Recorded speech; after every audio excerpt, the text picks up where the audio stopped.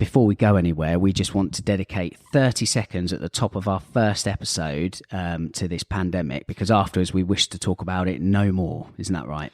Yeah, Lee, let's address the elephant in the room. Let's get it out of the way. The big C word. We're not going to mention it. We're just going to touch on the fact that we nearly cancelled our podcast. We've already cancelled our Sandbank Scramble launch event, and we were going to bench the whole thing. And we've actually decided quite the opposite, that we're going to push on and push it out to the world. Yes, we feel a responsibility to you guys, I think now more than ever, to provide a little bit of feel-good and escapism in the world. So it's for that reason we are going to continue with this podcast, and we will not mention the C word from this point on. No, that's it, done. Excellent. Right, let's dive into the good stuff. Here we go.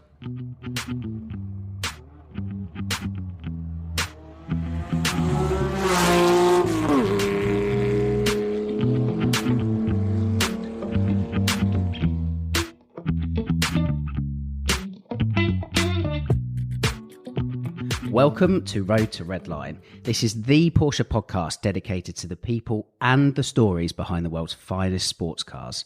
My name is Lee Sibley. I'm the editor of Total 911 magazine and also the proprietor of the YouTube channel That 911 Guy. Joining me today, and in fact every episode going forward, are two stellar gentlemen utterly immersed in Porsche car culture. We have Mr. Andy Brookes. Good evening. And we have Mr. Joe Williams. Hello. Gentlemen, this is going to be a riot, isn't it? The journey begins. Why are we doing this for a start? And we just need something to do, like middle of the week. We were a bit bored, I think. Yeah. Well, look, we're all Porsche owners for a start. We all own 911s. And quite different 911s. Very different. Yeah. Some of us being serial 911 owners or Porsche owners. What do you own, Andy? Yeah, I've got a 993 Carrera 2. First 911? It is, yeah. First Porsche? First Porsche. Excellent. Yeah, always wanted one for many years, but finally got around to doing it. Okay, excellent. And Joe, what's in the stable? A 912, 1967, so getting on a bit now. Pretty much original as it came. The classic Porsche 4-banger. Yeah, a bit controversial. Love them or hate them. I'm definitely in the first camp. What car are you driving then? A 996 at the moment. 996 at the moment. Gen 1 Carrera. Well, it'll probably change one day, won't it? I won't get buried in the thing. But yes, it's a 996 Carrera, and it's good fun despite what the Air Cool Brigade think. I don't think that at all. Stoking the fire for later on. What number Porsche is that for you? Is that 3? Number 3, yeah. Number 3. So you're getting through them then? Well, you've had more than that. How many have you had? Handful. Yeah. There are so many stories, and what we plan to do in upcoming episodes of this podcast is introduce you to us three mortals sitting around this table. We've all got quite different stories and different backgrounds that's all kind of led to us doing this Porsche oriented podcast. So the plan is, I think, to dedicate roughly one episode to each of us, where the other two people present, yes, will very much interrogate the third person. And the whole idea is that you get to know us, and also we get to know us as well. So going back to what to expect on our podcast, I mean, from my point of view, I think we're going to be, yes, very Porsche-centric, a bit of track-related stuff, potentially. I think we've all got an interest there. Yep. And some trips as well. I think there's a variety of trips we're going to, collectively and separately, and events. I think there's a whole list of events that are up and coming as well. So I think covering some of those before and after could be quite interesting as well. Yes, and we also planned, didn't we, too? So there's three of us doing it as like the main bulk of the podcast, if you like. Yes, the core. Excellent word. And yes, so the plan is to get somebody in every week as a panelist, shall we say. So somebody that can sit down with us, we can give them a bit of interrogation, find out what their Porsche story is. And we'll also have some extended interviews with people from the wider Porsche industry. So from within Porsche, outside Porsche, other specialists, other personalities, if you like, that all make this brand tick. So that's our setup for Road to Redline going forward. Talking of Road to Redline, how did we come up with Road to Redline as a name? Well, we picked it out of a hat, didn't we? Pretty much, wasn't it? It was best of a bad bunch, I think. Yeah, it was. Yeah. I actually like it. I think it's really good. I'm glad you like it, because it's kind of our name. Stuck. Yeah, we've got to roll with it now, haven't we? Yeah, there's podcast. I think we all quite like a podcast, and we all have various different podcasts we listen to. But I mean, look, hey, from our point of view, is we're going to have a bit of a giggle doing this, and if people listen to it, then even better, isn't it, really? You know? Absolutely. Yeah. Well, look, I think it'd be prudent to maybe discuss a little bit more or reveal a little bit more about ourselves and how we even know each other, first of all. Good plan. Andy, over to you, mate. Oh. Who are you? Yeah. How do we know each other? I think I stalked you on Instagram. Pleasure was all mine. And Joe, you came along to... I came along to your breakfast meet that you organised. Yeah. Which has been renamed. I don't know whether it was by the power of Google Translate or some well-placed sources in Germany, but we changed it, or you changed it to Die Frühstückgruppe. Wow, that is good. I think it was more of a Dutch twang in there. It was, but it was good. It was good. Deutsche. I was trying to make it cool. So, okay. yeah. The sticker looks good. The sticker looks absolutely fantastic. Just no one can pronounce what this club's meant to be called anymore. So I started the breakfast group, as we should. What's it called? No, I'm not going to go for that. No. How do people know what it's called? Well, because you just said it. But what was you it? I said can't it so remember. well. And it's on Instagram. What is it called? Sorry, I love it. That was fantastic. He's made a club he can't pronounce. Fantastic. Absolutely fantastic. And then, you know what we need to do? We need to find loosely English words that sound similar so you can get away with it. So like the second bit, how do you pronounce the second bit? Frühstück. No, the last word. Gruppe. So grouper. That's easy. Fish, Yeah. grouper, done. What's the first bit? Die. No, the first word. Frühstück. Fruitstick. Fruitstick grouper. Fruit stick grouper. To be honest, it's more of an accurate representation of the people within the group. A bunch of fruit Fruit sticks. Loops. Yeah, exactly. And yeah, you've put together an impressive haul of local Porsche.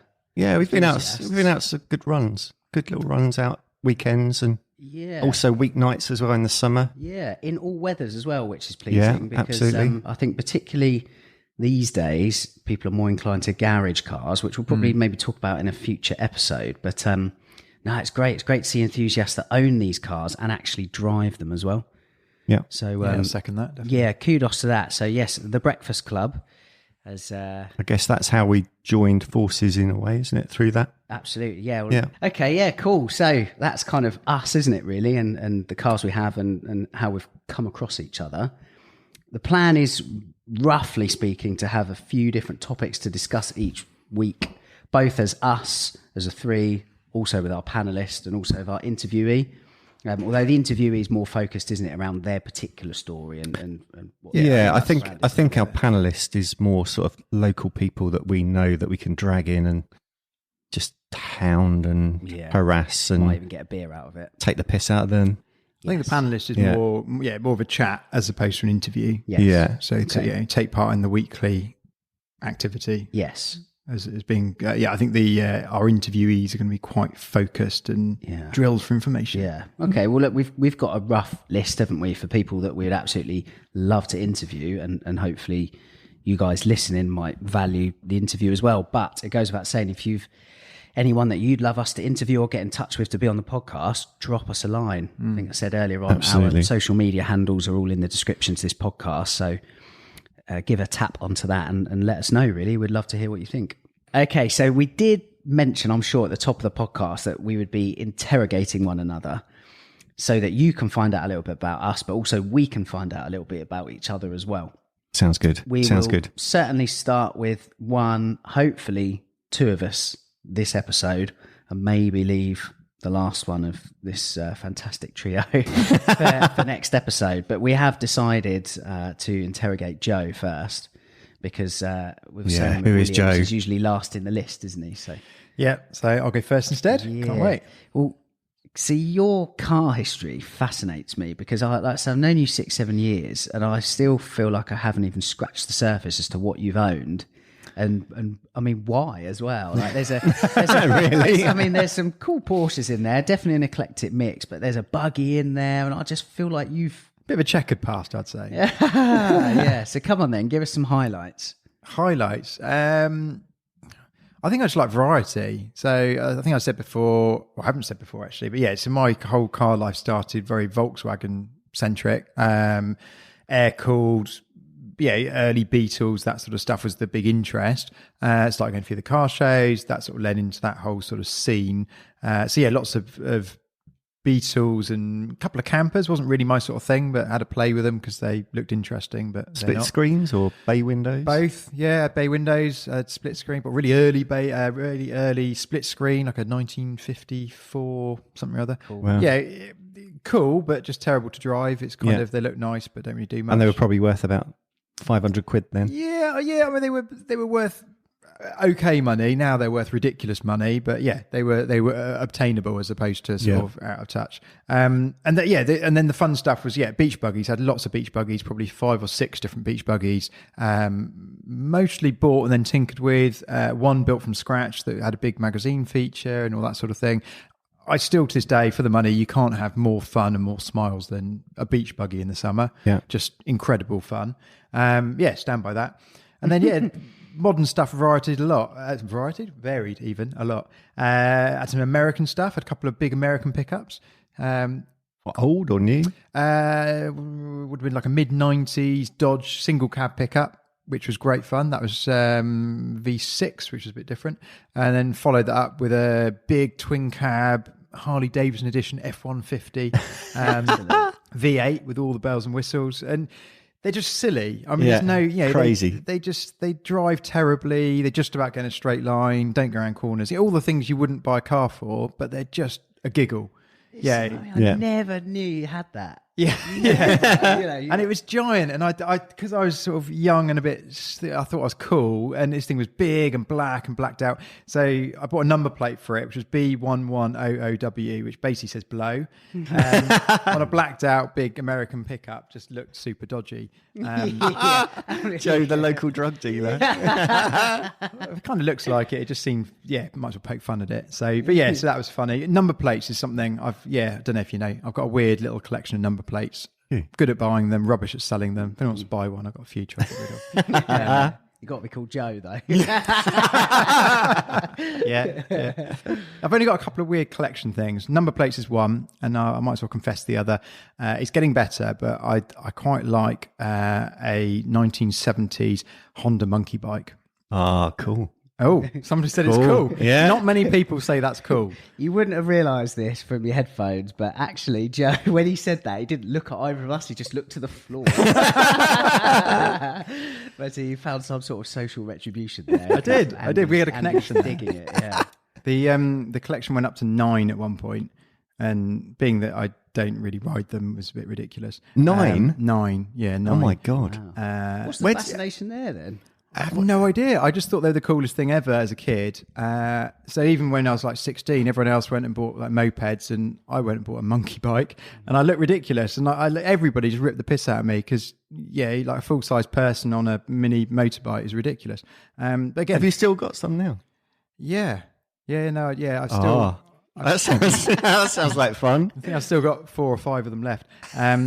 So but I need to get rid of some more. I mean, at one point I had 2 in our lounge. I mean, they were nice, pretty looking things, but my other half wasn't. She was quite accommodating, but I wouldn't say it was her first choice to have little motorbikes in her lounge. I thought they looked cool. So there's one still in my kitchen. You've probably seen it. You'll have to come around and see it. Yeah. We're down to one in communal spaces. The others are in the garage. You're like the Paul version of Johnny Smith. You know Johnny Smith? No, enlighten me. As in fully charged. He's been on lots of car stuff. I'll have to. Okay, you'll have to educate me on this one. I will. Sounds like I need to know. Yeah. So 2 weird collection things. Honda monkey bikes. They've got to be Honda originals, not Chinese copies, and they've got to be early 70s things because I think they're cool. Number plates, again, I just think they're silly. Some people get it, some people don't. I think they're quite funny. So quite like that. Go on, daftest number plate. Wonga. Really? Yeah. Made you laugh. Yeah, well, they've gone bust, haven't they? So. Silly stuff like that. I've got things like Joker. I had an Aston Martin for a bit. Still got the number plate F1 Bond. That was just, again, that's cool. Smoking around with that on an Aston was quite good fun. Yeah, just silly stuff like that. Real, again, an eclectic mix. Interesting to me, probably to anyone else. Car stuff. Going back to the cars. All sorts of weird and wonderful stuff. I mean, I had some boring stuff in between. Bought one of those, what's the Maserati with the sort of, what do you call them, boomerang rear lights? Oh yeah, they were classic when they came out. Ghibli?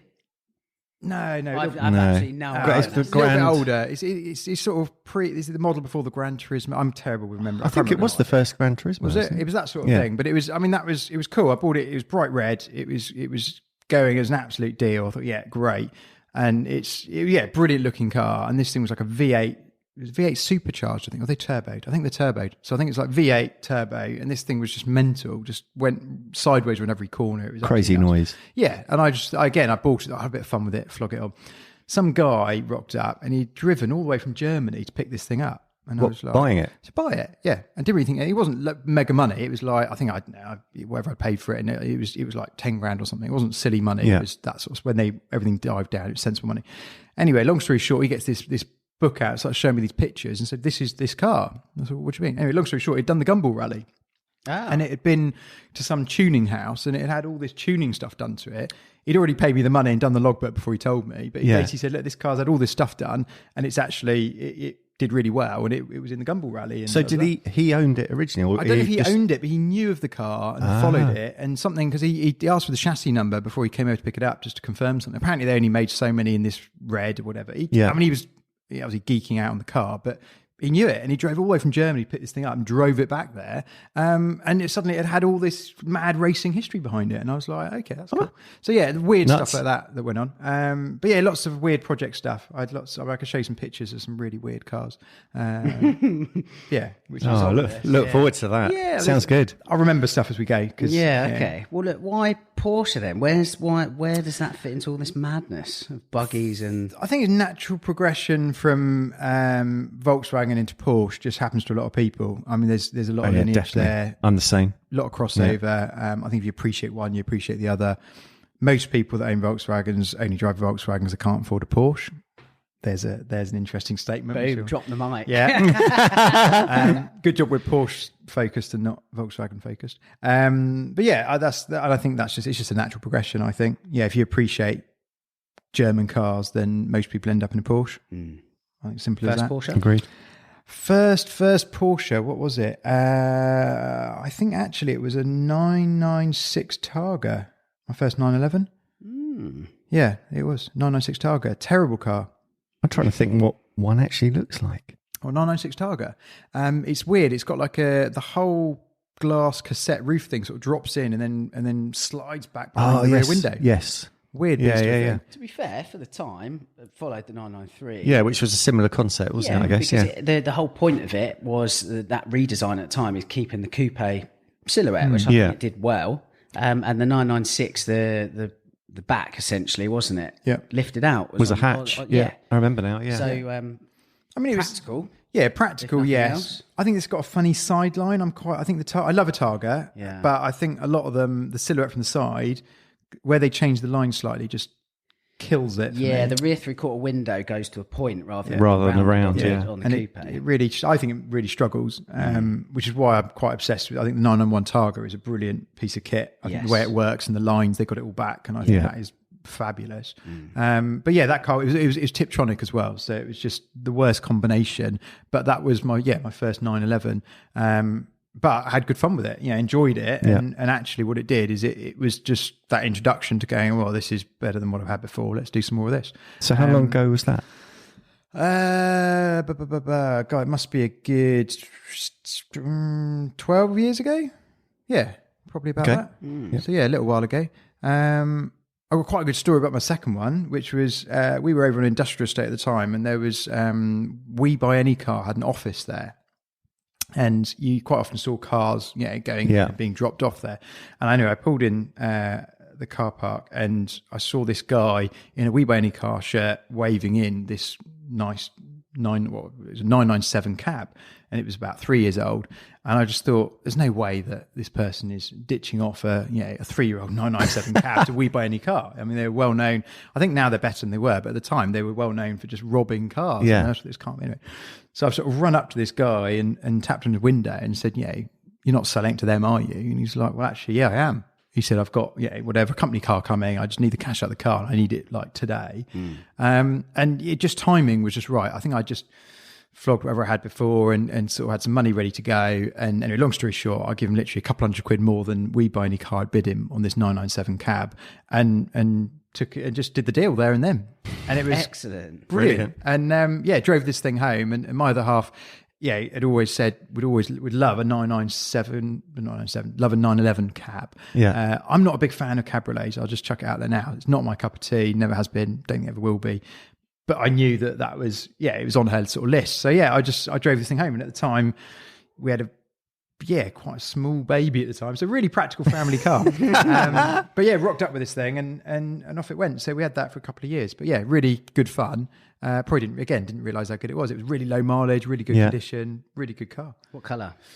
Silver, blue hood, blue leather. Dark blue, which is nice. And I had I do weird things to cars. I painted the wheels navy blue, which against the silver, I thought they set off really well. Again, a bit of a Marmite choice. You probably wouldn't always. I think I actually had a set of wheels from a car I had before. So they were actually, sounds awful now, but they were 997 turbo wheels, the sort of diamond cut that, I don't know why I had them. I had a set of them hanging around. So I went, okay, we'll paint those and put them on the car because the standard wheels were just not very exciting. Yeah.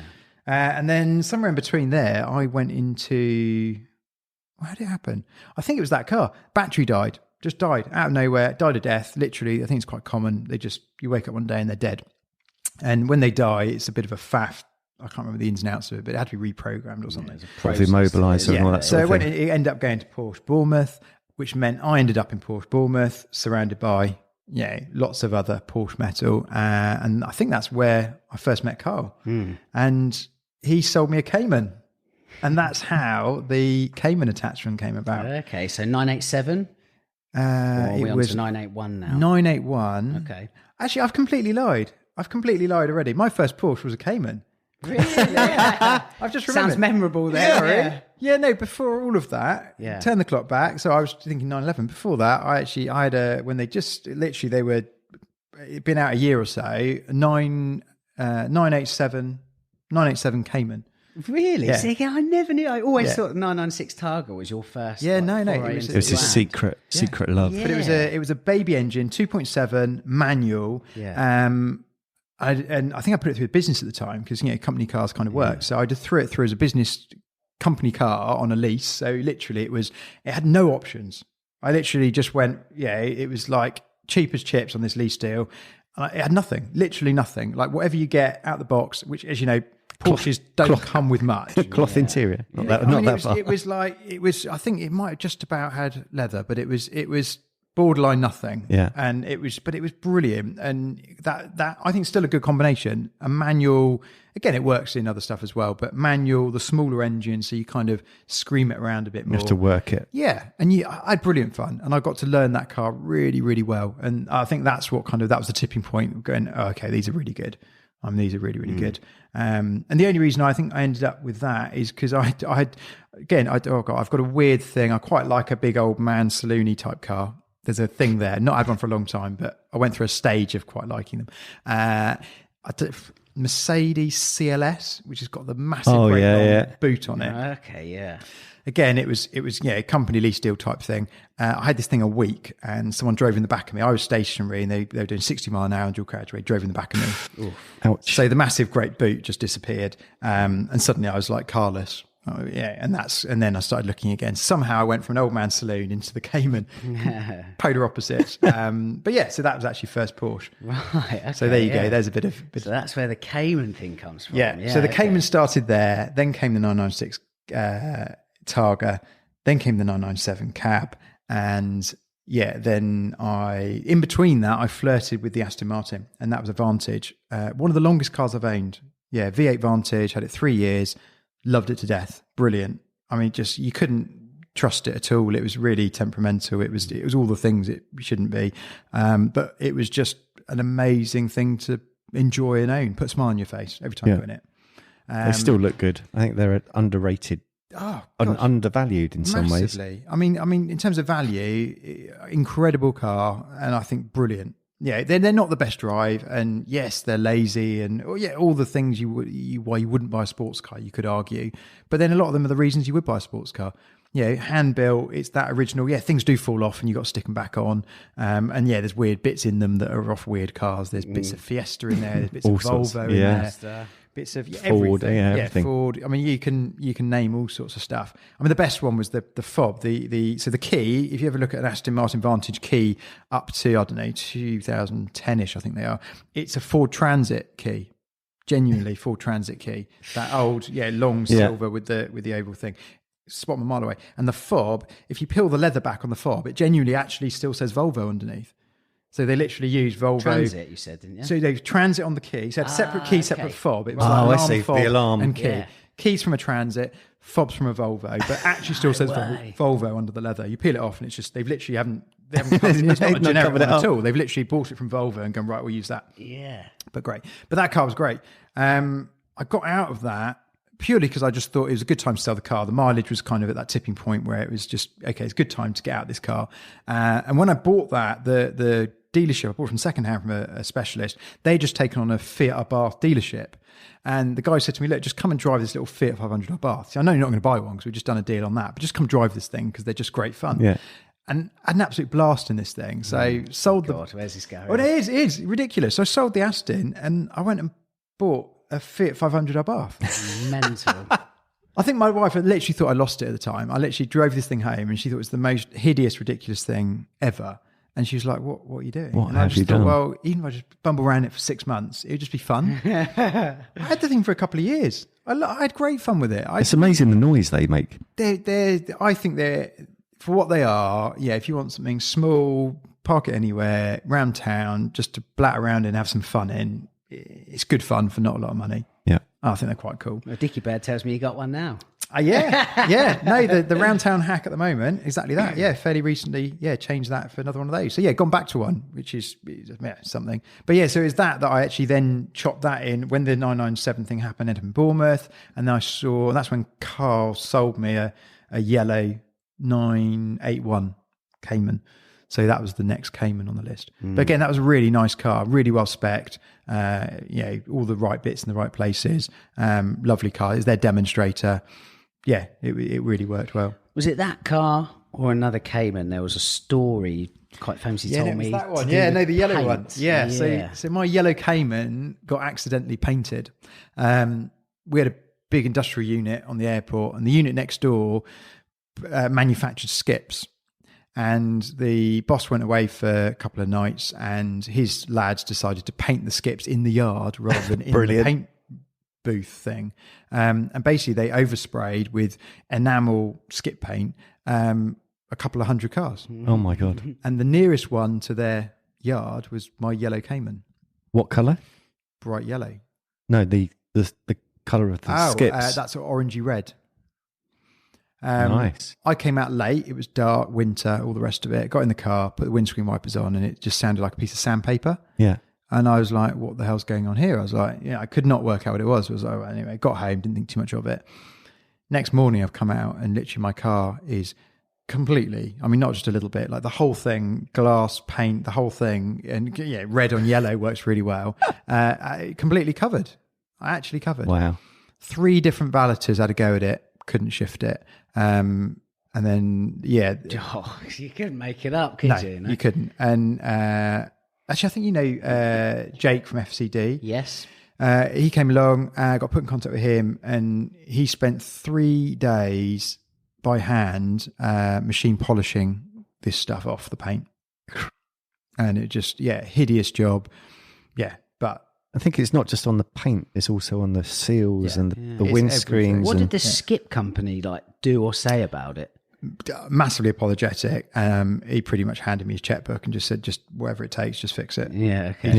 He said, "Look, just do it, whatever it takes." So that was kind of how it all happened. And that was it wasn't long. It was only a few weeks after getting the car, and it was the the fanciest, newest Porsche I'd ever owned. So I was a bit gutted, really, I suppose. I guess that soured it.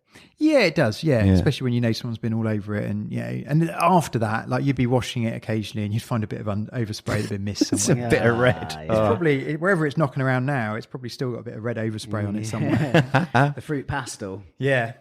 But yeah, that was a cracking car. And yeah, if we're going to carry on the Porsche vein. So yeah, then that, again, it just sort of started on that slippery slope, really. And again, another demonstrator. I can't remember what I popped in for. Probably just for a coffee with Carl. That's normally how it went wrong. And they had a really nice 991 GTS coupe. Gen 1, wouldn't it? Gen 1, naturally aspirated. Nice car. Yeah, really lovely car. Demo car again, low mileage. It was really low mileage. Like, I had 1,000 miles on it. They were kind of umming and ahhing whether they could let it go as a demo. But again, it was the right time of the month. They wanted to get another car gone, all the normal story. And yeah, deal done. And that was a brilliant car. And I really loved it. And I didn't realise, I think I say this a lot, but I did not realise how good that car was until I got rid of it. Yeah, I think it's a real sweet spot, isn't it, of the 991 range, particularly the early 991s with a Nat Asp engine. Yeah, definitely. Yeah. It just sounded, they sounded amazing. I think that noise, I think even now, I don't know, what would be, is there another, what was after 991 GTS that sounded better than that? Well, no, not without going fully GT with the GT3. Yeah. There isn't one. It's a nice, like, raucous note that isn't forced like the turbos with their kind of makeshift popping and banging, isn't it? Yeah. But even all out GT cars, yes, absolutely love them, but they're a bit more obnoxious. Yeah, I would say, and I think that car has a brilliant sound. I think, I really did think they just got it so right, and I got really comfortable in that car. You get so comfortable in a car where you can really drive it, push it, enjoy it. And that was nice balance. Yeah, it really was. Yeah. And then something similar happened where I ended up back in the Porsche Centre for a coffee, and there was this. I don't know if they'd done. No, they hadn't done the deal. It came up conversation. There might be the. This is the time when GT cars are really hard to get hold of. There might have been an option coming up to get into a GT4, and it was Mexico Blue, paint to sample, Club Sport. Yeah, all the right bits in the right places. And yeah, long story short, ended up doing the deal, which meant obviously GTS going back. Yeah. Got into the GT4. It was a bit of a dream pin-up car for me. Really always held it in high regard. Loved the Cayman thing. Just a perfect mix. It was the ultimate one to have. Any shortcomings? Loads. Brilliant car to drive, which I think is, it won all the different awards for driver car of the year, and which is great. Living with a roll cage and the 918 buckets. Dailying. Yeah, daily, yeah. Cup 2 tires daily, 918 bucket seats and roll cage and fire extinguisher and all the rest daily. Yeah. What you remember as well, the GT4 has the wing, the rear roll cage, perfectly lined up so you can't see anything in your rearview mirror. Right. Yeah. And obviously they don't come with any parking sensors at all. So you literally trying to park the thing anywhere is hard work. Yeah. And you're strapped into a silly seat that you can't see around, and plus it's a leery loud colour, so you look like a bit of a prat, and everyone has a good watch. So living with it daily is was, I mean, don't get me wrong, you just get on with it and you enjoy the car, but it grates after a bit. Yeah, maybe it's an age thing. I think you just sort of, I don't know, when you as you get a little bit older, you want everything to just be a bit easier and just to work, and it was great, but it's... Hence looking back at the GTS quite fondly. Yeah, no, I think that's really what hit home. I was like, actually, hindsight, should have stuck with that GTS. If I had that car now, I'd be more than happy. It would just... So 991 Gen 1 GTS versus Cayman 981 GT4. I think they're similar money now, knocking around the 75k mark. Very, very similar, yeah. What would you take? That is a tough one. I mean, on different days with the wind blowing different directions, I could pick either. I think actually I probably would just, at the moment, I would go 991 GTS. Yeah. Just as an all-round daily. At the moment, what do I want? I mean, I've got a different car, which I share as a track car. So that kind of scratches that itch and ticks that box. So if you don't need, if you're not interested in tracking it all day, the GTS. Yeah. Okay. 100%. So how did you go from all this water-cooled finesse, if you like, with the 911s and Cayman? Huge power. And then you've gone to, Oh, the 912. air-cooled four-banger, yeah. Yeah. So I'm just to give you a little idea. So the 912, some people know, some people don't. Yeah, obviously four-banger. It's a 1600 engine. And my one just about makes 90 horsepower at the wheels. So, yeah, a little bit different to the bigger, muscly stuff. But it's a 67 car, long bonnet, silhouette of the 911. I mean, to all intents and purposes, people would think it's a 911. It's not until you hear it, isn't it? You think, okay, there's two cylinders have gone awry there. Yeah, it still sounds nice though. It doesn't. They do still sound nice, and that's what surprised me. I think I looked at it and thought, okay, liked my old Volkswagens.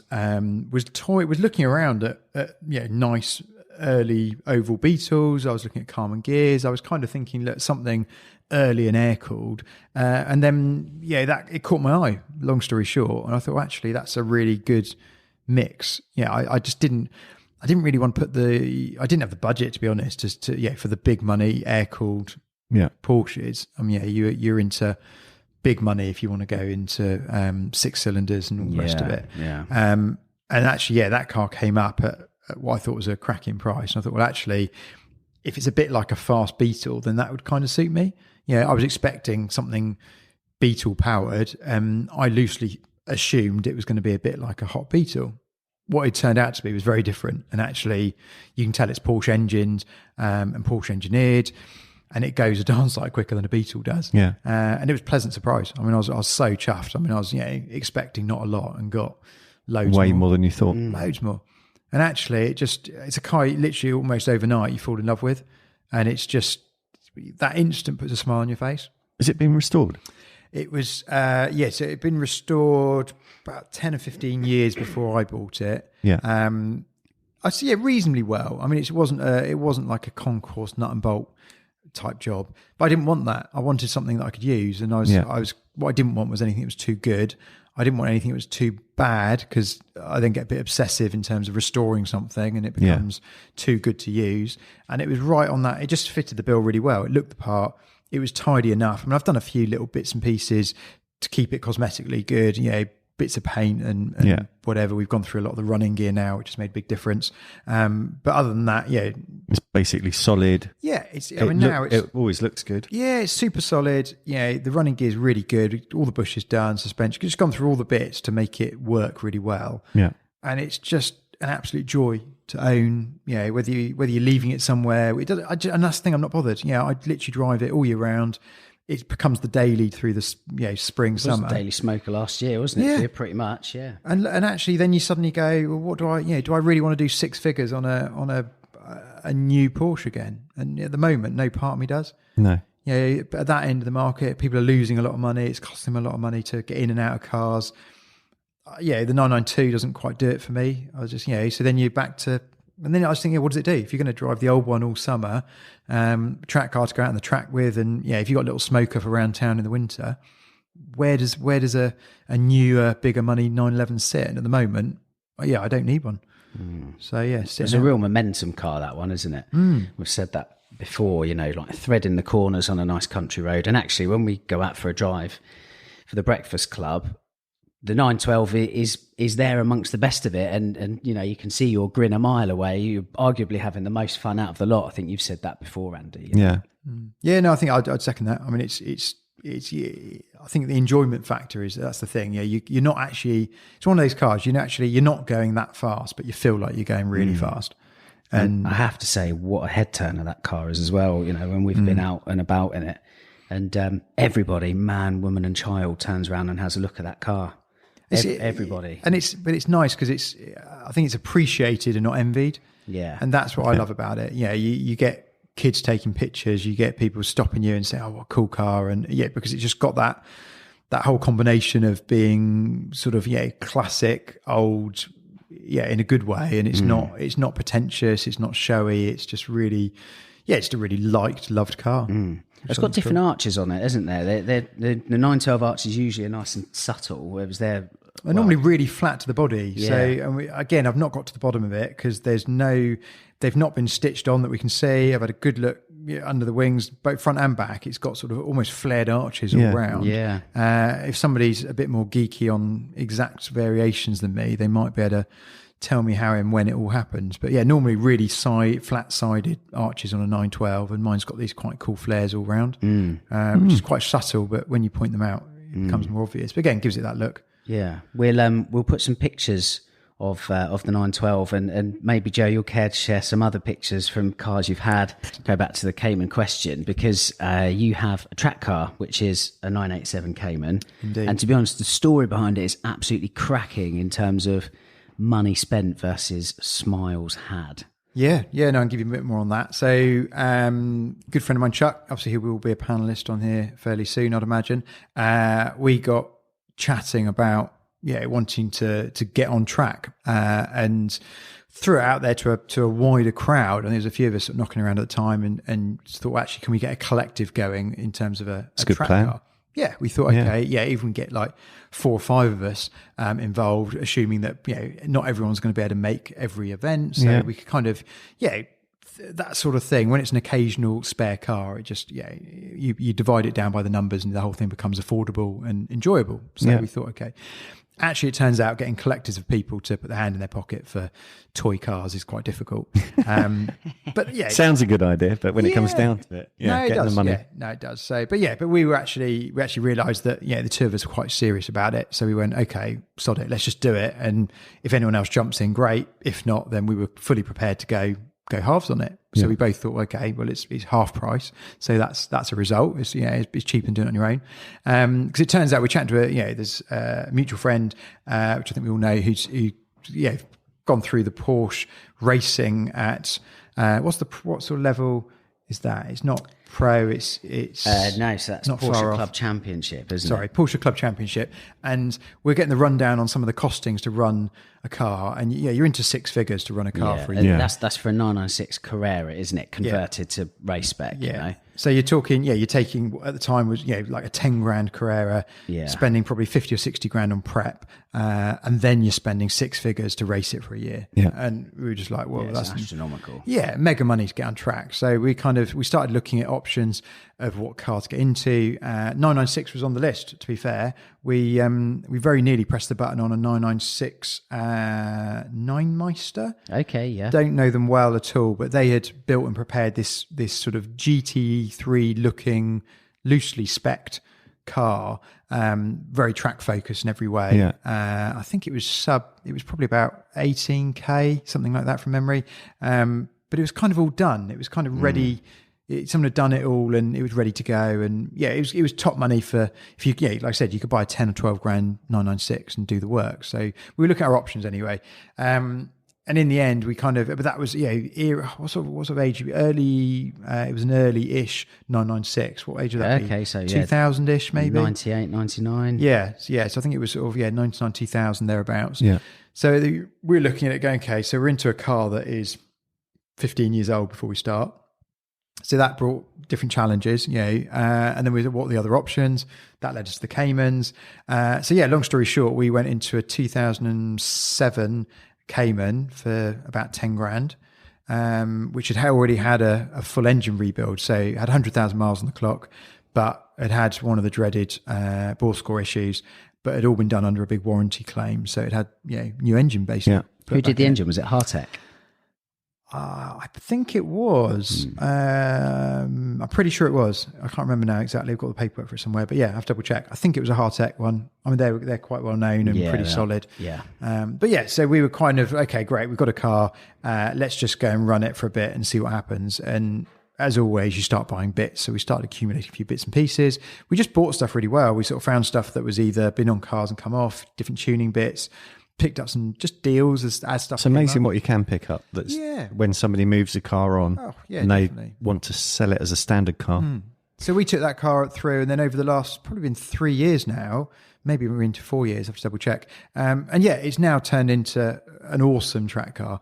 We've got fully adjustable suspension all round. We put carbon fibre bucket seats in it. We took every bit of interior out of it pretty much, weighed every bit. It was 84 kilos, not including the seats of interior. So that's like, a lot in terms of foam. It's a passenger. Carpets. Yeah, definitely. And then we swapped out the big electric seats for some these lightweight seats. Played around different gear change setup on it. We put GT3 throttle body on it, GT3 brake cylinder on it. things like lines, changed the brakes completely for track focus brakes. We've just added some more track focus semi-slick tyres, did the plenum intake. So sort of a whole list of bits that we put half a cage in it. So that was the biggest probably initial thing we did, is we thought, okay, bit of safety, put a little half cage in it that was properly fabricated into the car. So it's got some structure. It's not just it doesn't just look pretty. It should actually help us if we were getting really wrong. And that's it. We just went, right, let's just get it on track. And we've done quite a few track days now, and it's been flawless. I mean, actually, Lee, you've been out with us, and 3 of us ran the car around Silverstone all day, back to back. We literally stopped for an hour for lunch. It didn't rest other than that. It just went round and round, and it just did it all day non-stop. Marvellous. Phenomenal car. And owes you 20 grand, you were saying, all in, which for a well-sorted track car is incredible value for money. Incredible value. It might even be sub 20k, but we're somewhere between 15 and 20k is where it sits at the moment. It's a brilliant piece of kit. And we were out there, and we were going past GT4s, we were going past new GT3 RSs. And it's just suddenly we sort of dawned on us that actually we've got a bit of kit that does work, and it's just down to actually learning to drive the car well. Yeah. And don't get me wrong, we're not great drivers. Have you sort of done instruction for track days? Oh yeah, so we will take whatever instruction's going. Yeah. We've been lucky enough to have a day sat in with Rob Colborne. Absolutely brilliant day that was. So he does a lot of road instruction as well as track. I think he does some he's got a regular seat up at the experience centre for Porsche. Top guy. And the day we had at Silverstone was phenomenal. I mean, in the morning it was much more learning the track, learning the lines. He spent some great time with us. Really liked the way he did things and his ethos and just the whole way that he reads a track. And come the afternoon, we all just settled into this sort of getting comfortable in what we'd done in the morning. And that's when it all started coming together. It's so important that the tuition on whatever you do, it's tuition. You can never have enough tuition, in a car, and there's plenty of pro race driver will say that as well. We've had some great instructors. I mean, he was brilliant. We did a day at Thruxton, and we had Mike Wilds there, who's, if you Google him, again, big Porsche fan. He's an interesting character. Really interesting guy. Doesn't give much away in person. And then once the conversation started going, it turns out that his best friend lives probably almost a stone throw from my house and my friend's house who we'd share the car with. He's got a boat down here in Poole where we are, even though he's up Oxford way, I think. And actually he's got a little Porsche collection himself. He's driven Le Mans. He had an F1 drive back in the day. I mean, this guy, really 3.2 Club Sport, isn't it? I think that's his pride and joy. Yeah, super rare car again. Really cool guy. Brilliant instructor. I mean, super chilled. I mean, I've never been in a car where someone's so relaxed on a Sunday drive, but is flying past everything. I mean, when someone can make it look that effortless, it's quite something. Yeah. So that was brilliant. I mean, so we've had some really good instructors around and grab whatever instruction. But what we've learned is actually we don't need the cars to go any faster. We just need to learn to drive better. And if you want to go fast, just get an instructor in the car with you. Yeah. Well, this is it. And what an absolutely cracking project that is, and a real advocate of you don't need to spend the earth to go and have fun. And like you say, the Silverstone track day, we were flying past far superior metal. But I think for the guys in those cars, there was a lot riding on it, and scared of using it. Whereas, us in the Cayman, we were probably pushing a bit more because we just felt we could, I suppose. Less to lose. Yeah, and that's it. And it was real good fun. And again, I would say out of everyone at that track day, I can't imagine anyone had more fun than we did in that little Cayman. What an incredible machine. Actually, interestingly, so in a couple of days' time, we've got another track day booked at Silverstone, this time with these new tyres, which are sort of a semi-slick tyre. So, quite excited to go back and actually see where we sit with that. And what's the weather looking like? At the moment, it looks pretty good. So I think we're going to get a nice day of it. There's a friend of ours going with a new GT4, which would be interesting to see that on track. It'd be really interesting. He's not spent much time on track, so it'd be really interesting to see our Cayman against the latest GT4 and how that fares through the day. So I think that'd be interesting. There's another chap going with a 981 Cayman GTS, so that'd be interesting. He's fairly fast Mike. Yes, indeed. Fairly handy behind the wheel, so I think that could be interesting as well. So yeah, I'm hoping it doesn't turn into a race day, but He's the karting king for the Breakfast Club. So. For the bumper. Yeah. Bumper boy, wasn't yeah. Pass by touch. that's it. So hopefully there'll be none of that Friday. But yeah, no, excited to get it back out. First track day of the year. So keep you updated with that, definitely. Cracking. Excellent. So we've got a plucky 912 as the sort of semi-daily smoke around town, and a Cayman track car with Chuck. Yes. Yeah. So that, all the Porsche stuff is between those two. Yeah. So having said that, would you ever own a new Porsche? Because you said you've never owned one and you'd like to. Yeah, I would like to. I think if I owned a new one, I'd like it to be a GT car. If I'm honest, you've got to play the game. Well, I'm hoping that at some point there's going to be a little bit more of an honest, straighter dealer principle come sales focus, where they're going to turn around and actually find people that want to own these cars, drive these cars, and be advocates for the brand. And that's what I'm hoping. And I'm still hopeful that at some point someone will pick up the phone. I was very surprised a few times when different things happened that didn't happen.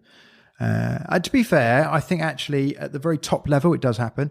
I went to a cars and coffee thing at Porsche Portsmouth, got chatting to a chap there who had a new GT3 on the way, and he was there in a 997 GT3 RS, which he bought. And he told me the story. I got chatting to him, and he basically said, I bought the car because I wanted a track car. And this is back in the day before they were sought after. Yeah. And he basically bought this thing for whatever it was, circa 60K.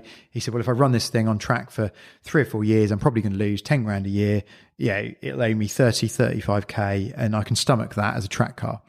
Over the 3 years he owned it, it went from being worth 60K to being worth 120K. And suddenly by accident, he'd bought himself a premium GT car that everyone wanted. To be fair to him, what he did do is he kept it, he carried on tracking it, and still owns it to this day. When the new GT3s came out, completely out of the blue, somebody from Porsche Reading found him on a list somewhere that he had bought this 997 GT3 RS and still owned it, picked up the phone to him, out of the blue completely, would you like the new GT3 RS? Excellent. I thought, what a brilliant story. Absolutely excellent. And it just gave you back a little bit of hope that actually somebody somewhere is looking at the system going, okay, let's find people that want these cars. Actually would reward those that are worthy. Correct, yeah. Mm-hmm. And it's good. Difficult, isn't it? I mean, if you look at the 996 RS, they couldn't give them away at the time because the playing field was a lot different to what it is now, and there's 682 of those cars worldwide, and the reason there is only 682, it's quite a weird number. It's not that they chose to build that; it's literally they could not give them away. And now, as we said, a 991 Gen 1 GT3 RS, there are thousands of them, thousands. So it's a different ball game, isn't it? And I mean, that is a car. I mean, not that we particularly want to get into exact figures and numbers of every car, but I mean, that is heading for dipping below the 6-figure mark, I think. I think this year, I think we'll see GT3 RS Gen 1s, sub 6 figures. Which is great because it comes back into the hands of the enthusiasts then. Yeah, definitely. There's people that have grown up wanting a Rennsport or a GT3 RS, poster on the wall from back in the day. And, there's an opportunity to own that legend now. So definitely, that's the positive to it, isn't it? I suppose. But you'll end up with some incredible cars reappearing on the road and on the track. To be honest, I think it's better for the brand to see those cars out being used. They're so iconic in their style and their look. They are a bit obnoxious, but that's all part and parcel of an RS GT3 car. And I think that's if you want to get people into the brand, then what better rolling advert have you got than a Larry bright coloured GT car rolling down the road? Very true.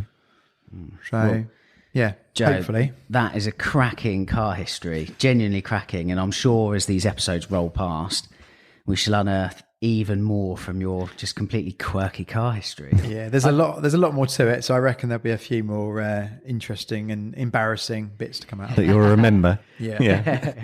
Well, look, so cheers for sharing your story, Joe. Right, Joe, 10 quick fire questions. Air or water? Air. Favourite Porsche model? I've not heard of that one.